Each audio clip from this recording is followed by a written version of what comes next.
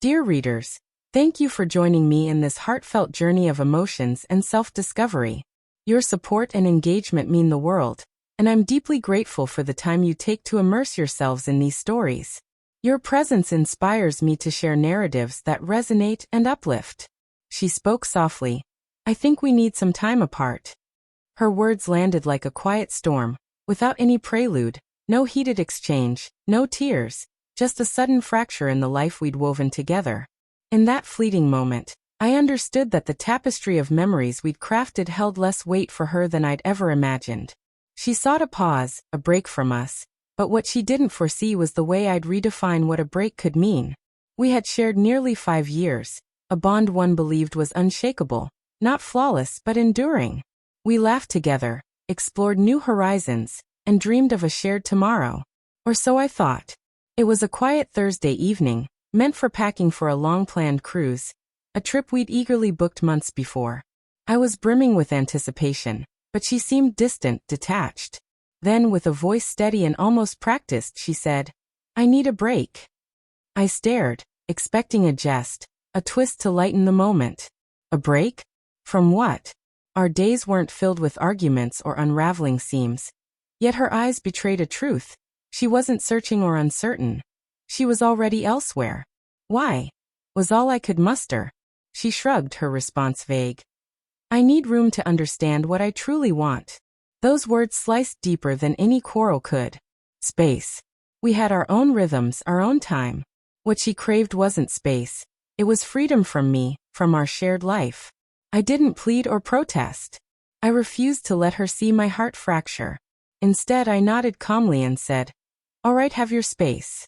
But beneath that calm, a plan was forming.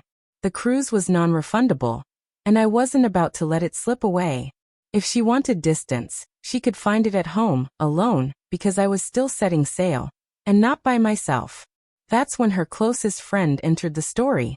Let me clarify, this wasn't premeditated.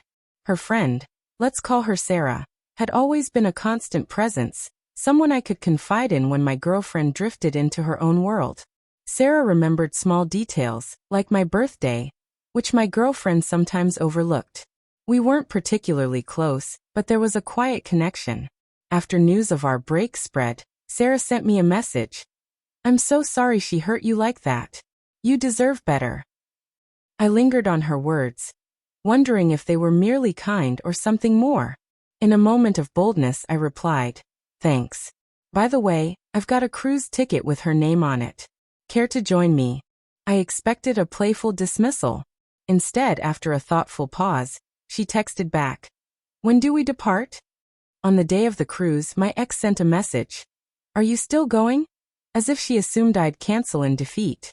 I responded with a photo, me and Sarah on the ship's deck, glasses raised, the vast ocean shimmering behind us. No words were needed. Her typing dots flickered on my screen, starting, stopping, starting again, but no reply came. That silence was more satisfying than any speech I could have crafted.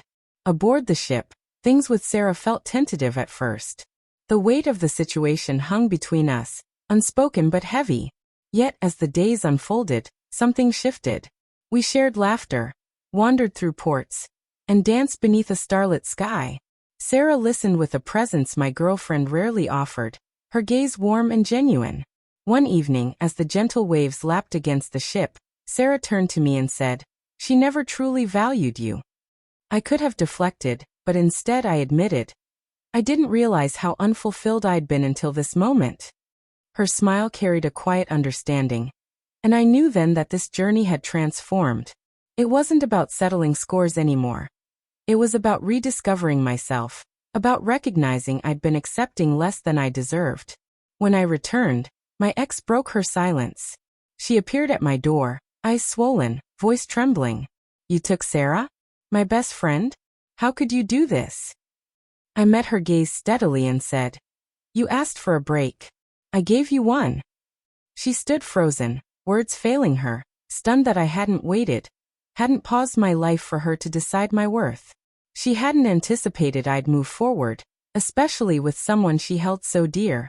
To be clear, Sarah and I didn't leap into a fairy tale ending. We didn't vow eternity or plan a future. But that cruise reshaped me. It reminded me that I wasn't invisible, that my worth wasn't tied to someone else's indecision. My ex was left to face the consequences of her choice. Her friend no longer spoke to her, her confidence shaken. The woman who thought she could set me aside and return at her convenience learned I wasn't waiting. She had said, "Let's take a break," believing she held the reins. But in truth, those words freed me to walk away. Not just to walk, but to sail into a new chapter, with her best friend beside me.